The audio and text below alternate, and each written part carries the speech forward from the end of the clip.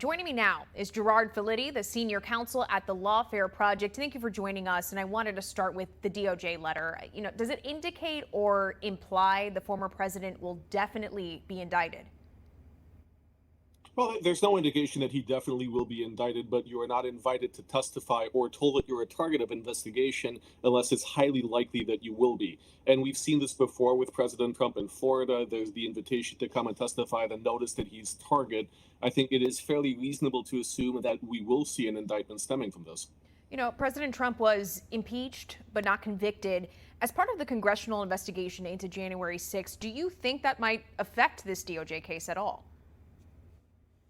Well, I think we can expect that the framework of what the January 6th committee did and what the House did in the impeachment proceedings does set a very similar framework to what the Department of Justice is looking and what Jack Smith is looking to do. So, for example, we can expect charges of conspiracy to deprive people of their rights in terms of the plan to use an alternate slate of electors to disregard electors that were already chosen and voted for. We can expect a conspiracy to defraud the United States, similarly with the use of false electors. We can expect charges for trying to obstruct an official proceeding of the United States, which is what happened on January 6th, allegedly, when there was an attempt to stop the proceedings, stop the counting of the electors, and interfere with that. So all of that we saw telegraphed by what Congress did when they impeached President Trump, and we can expect that there will be a similar playbook followed by the DOJ now.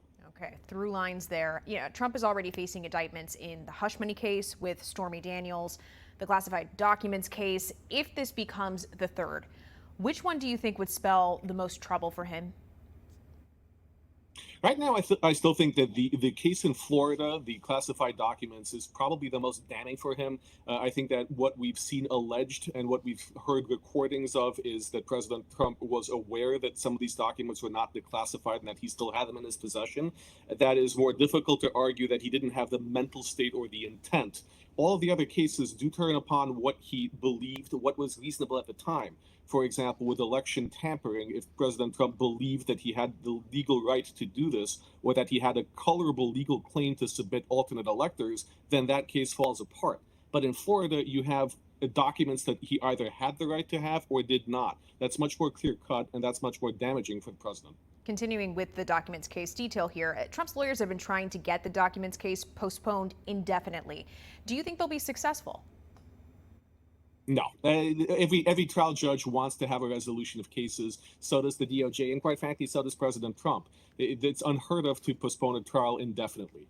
It may take time to sort through all the discovery issues. It may take time to get all the classified documents assessed and verified and see what they actually are. And we are expecting, because these are unprecedented charges, we are expecting a very large number of pretrial motions. All of this will push out the trial date, but you can't postpone it indefinitely. We will see trial, and most likely before the election. All right, Gerard Filitti, senior counsel at the Lawfare Project. Thank you for your time and for your insight on all of these cases. Appreciate it. Thank you so much.